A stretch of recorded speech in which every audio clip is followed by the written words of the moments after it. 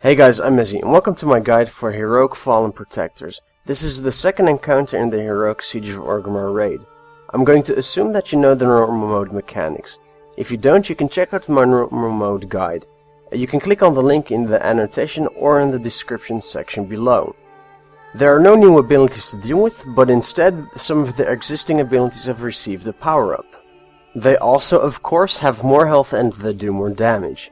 Now, one of the main changes is that when a protector goes into their Desperate Measures phase, the other two will continue using their abilities like Garrot and Clash. So let's start with Rook. After every 2 times he casts Corrupted Brew, its travel time will be reduced by half a second. This is reset when he goes into his Desperate Measures phase. This means that eventually you will have a hard time dodging them because they will become too fast until it's reset. Of course you should keep dodging them though until you get to that part. Rook's Desperate Measures phase has also been changed slightly.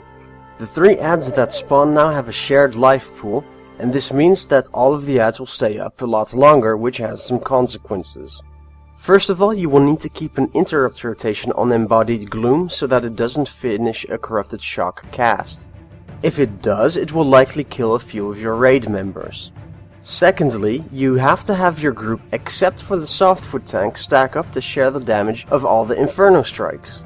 Thirdly, the Embodied Gloom should be brought over to the rest of the raid who will be near the Sorrow, so that cleave attacks can hit both of them. And lastly, the Embodied Misery needs to be tanked by the Softfoot tank, which means that in this Desperate Measures phase they will have to deal with both Gouge and Defiled Ground. Let's move on to Sun, who has only one real change, but it's rather an important one.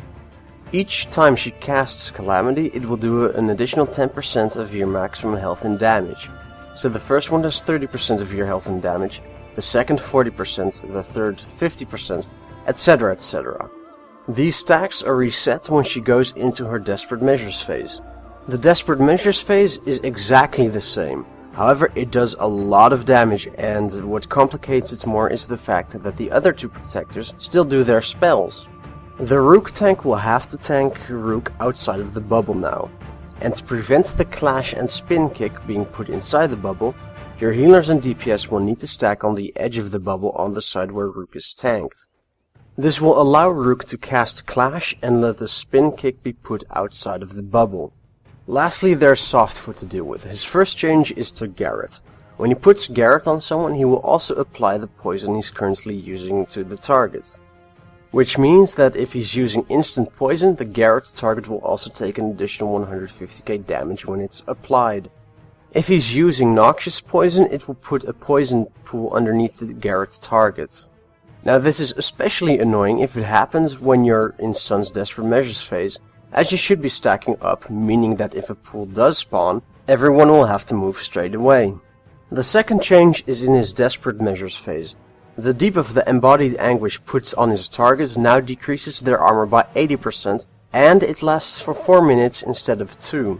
This means the tanks can't take it anymore, and you're going to have to rotate it through your raiders who have cooldowns to tank the Embodied Anguish.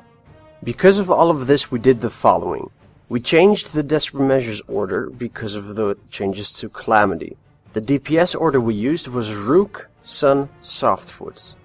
At the start of the fight, when the damage isn't terrible yet, have your healers do some damage on Softfoot if they are capable of atonement type damage / healing. This will help you in the long run, as when you're first doing this fight the enrage timer might be tight. Keep a loose spread, but still be within AoE healing range, such as for Efflorescence. If you get the Chasseur targeted on you, make sure that you run out of the raid. When you get to Rook's Desperate Measures phase, stack upon a healer and make sure that you have someone call out who's interrupting Gloom's next cast. And get Gloom to the group so that the Rook tank plus the melee can stack up as well. Continue to run out if you have Chasseur, as you do not want the extra damage on your entire raid. After they die, spread out loosely again and switch to Sun. Chasseur's damage gets higher the longer it's channeled, so if you interrupt it when it's past the halfway point, you can at least reduce the damage it does to the raid, even though she will cast it again right away. When you get to her Desperate Measures phase, be sure to get in the bubble and stand on the edge of it on the side where Rook is, as Clash can still be cast. Also, watch out for any Garrett applications that might cause a poison pool to spawn underneath the raid. The damage is pretty high at this point, so using healing cooldowns is advised. Once you get out of that phase, spread it loosely again and switch to Softfoot to get him into his Desperate Measures phase. Try to stand close to each other so that the melee won't have to chase the Anguish. Use personal cooldowns to tank the Anguish and call out who will be given the mark next, so they can be ready to hit their cooldown when the Anguish is on them. After you've gone through all the phases once, it's just repeating it all over again. However, now some abilities will have gotten their stacks, with Calamity being the most dangerous. Because you want to get Sun's stacks reset as quickly as possible, you'll want to use Heroism sometimes after her first Desperate Measures phase and her second one. We use it in Rook's second Desperate Measures phase. This is so that we take less damage from that phase and reduce the risk of someone missing an interrupt, and that way we still reduce the time until Sun's second Desperate Measures phase. This fight is mainly about reducing your damage taken as much as possible, and using communication to do so. So good luck. If you liked this video, please comment and subscribe.